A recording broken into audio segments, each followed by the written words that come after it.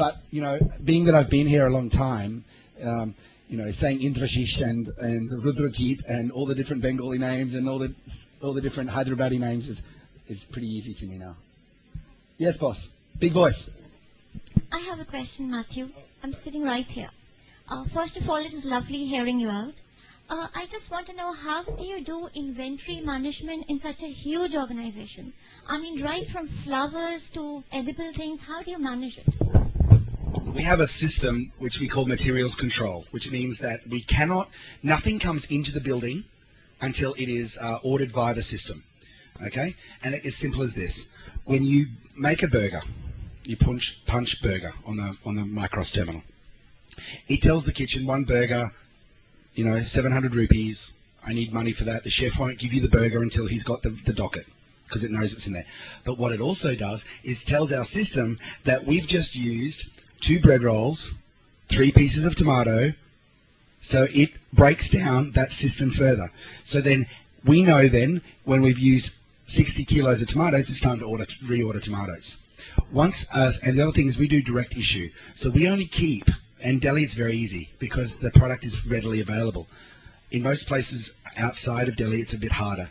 You have to order well in advance. But we do, our maximum inventory, with the exception of liquor, is 1.5 days. Liquor is different because in Haryana particularly, you have to buy liquor in advance because you have to buy it from the Haryana government, and you have to get challan and all sorts of things paid up for each label. So the beverage store is different. In Australia, 1 day inventory on beverage. 1 day. Maximum, the function today plus a full part for tomorrow. The hardest thing to keep track on in a hotel of the size of ours, and particularly, is things like linens, because they get damaged so easily. You know, we have Egyptian cotton linen, and it's stunning, 450 thread count. So if one linen peels off, then it frays very easily. Managing that, you just have to have great people. And you know what? You don't need a degree for that. You just need someone with a passion. You just need a passion, and I think that's what you need at whatever you do. But yeah, it's a challenge. But we have $1.5 million worth of systems that helps us do that. And the only inventory that I care about, quite frankly, is the 200 rooms that sit above my head. Because you know what, guys? Think about my hotel. You saw the picture. 200 rooms. Forget about being a hotel. Think about it sells 200 apples a day. Right? But the apples that I buy are a little bit past the use-by date. So there's only 1 day edible. I can eat them for 1 day only. So if I don't sell 200 apples tonight, how much money do I make on those apples tomorrow? 0. It's called RevPAR. It's called yield management.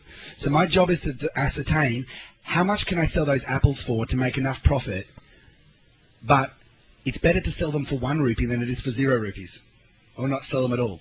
Because in India, I've got a fixed workforce. The same people come to work, whether I do 200 departures or 1 departure. I have to tell you that I'm very lucky. I'm running a hotel that's at 91% occupancy month on month. But that's Gurgaon, and the market's changing. But Gurgaon is beating Delhi in every RevPAR, market index, occupancy index.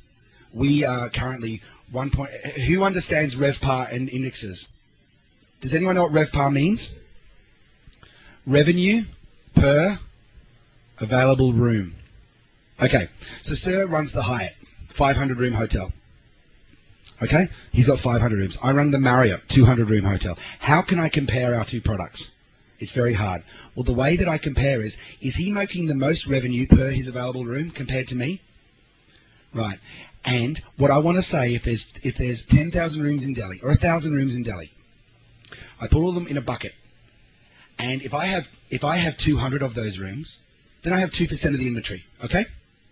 So I need to make sure that my 2% of the inventory is as full as everybody else's inventory, at least. And that's called fair share. Okay? I've achieved my fair share. You know, I'm running 80%, but that's okay. He's running 80, she's running 80, we're all running 80. But if they're running 80 and I'm running 60, my boss is like, what the hell? Where's the stuff? Right now, I'm running 90 and the Imperial's running 60. So my boss is not saying what the hell, he's saying bonus. Okay? Up the back, boss. Can somebody pass the microphone down?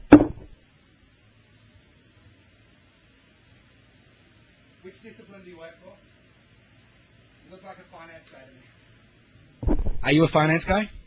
No, I'm a marketing guy. Perfect. My question is, with Commonwealth Games, there's a huge revenue coming into India.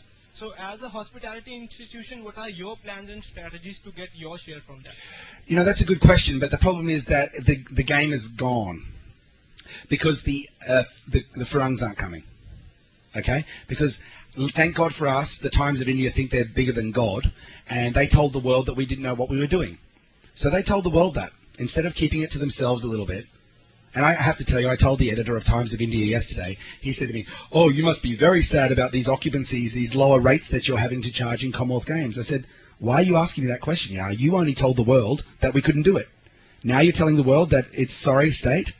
I said, you have it one way or the other. When I was in Melbourne for the Commonwealth Games, I was in Sydney for the Olympics, I was in Calgary for the Olympics, I was in Atlanta for the Olympics, because married as a chief accommodation sponsor for all Olympiads around the world. And I was in Beijing for the Olympics. I knew, sorry to say guys, that the infrastructure was not going to be ready. Because 1 year before all of those Olympics, they were testing stadiums.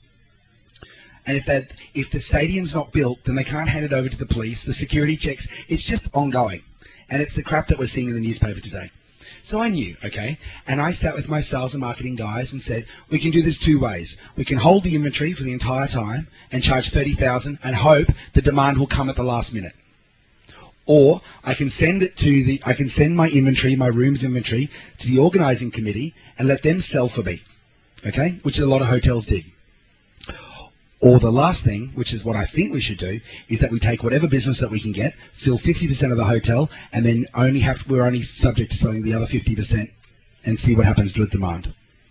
So this month, for October, the only hotel in Gurgaon and Delhi which is 100% occupancy, besides the Ashok Hotel, which has the delegation, is mine.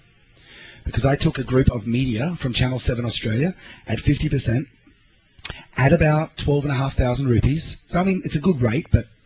And then, instead of charging 12,500 rupees for the other 100 rooms, I charged 30,000 rupees. And knew that I was only selling a 100-room hotel. That's easy, no? 100 rooms for 2 weeks, nothing. I mean, I'm Marriott. I've got enough distribution. See, the problem is, special corporates will not travel. You know, IBM, they won't send their goras because they're worried about security and safety. But what we've been doing is that we've been really... The first, like, when I heard all of these things come up about the village, the first thing I did was rang the Australian consulate and said, send me your athletes or your pre-party. And they did. Qantas, the airline that's carrying the A3, the big A3 double-decker A380 Qantas plane, is coming on Thursday night with the majority of the athletes. Their crew is staying with me as well. And you've just got to use, can I tell you, you're a marketing guy. You just need to know everyone in the city. It's simple as that. Delhi is relationship. Delhi is relationship. You need to know.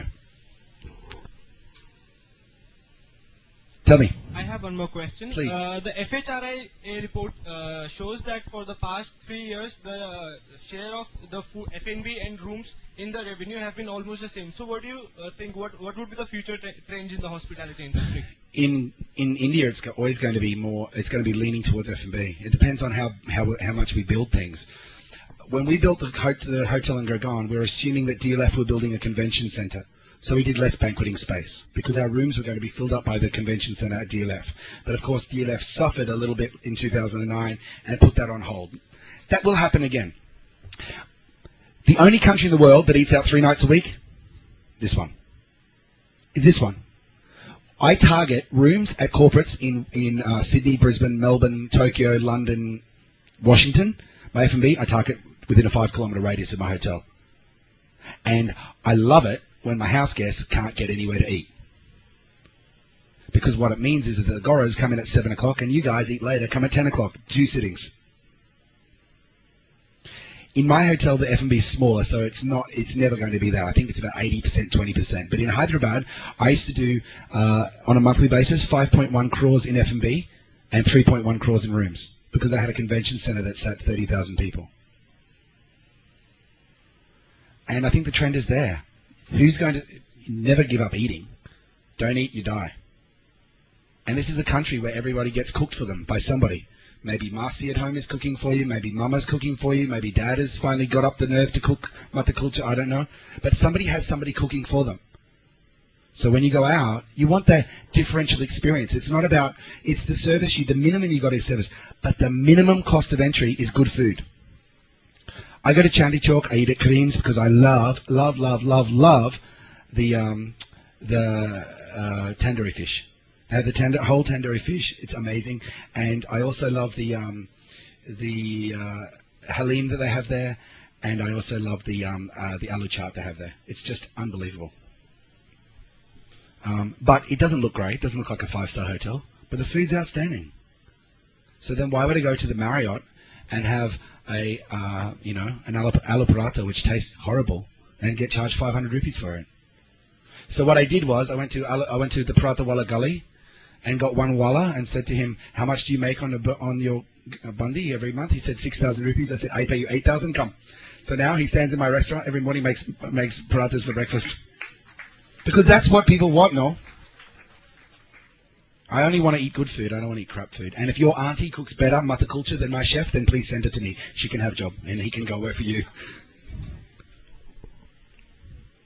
What else?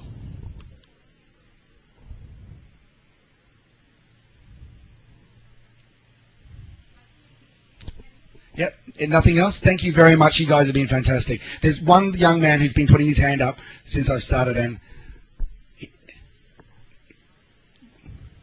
so how you manage the residual food after any event or any... Yeah, well, I'm very stingy. I only cook what we need. And frankly, 400 people, you only need to cook about for 300. It's simple as that. It depends on the service. If it's a rotating wedding, then the food needs to come through. But any food's left over, there's an old age home very close to the hotel, which I donate.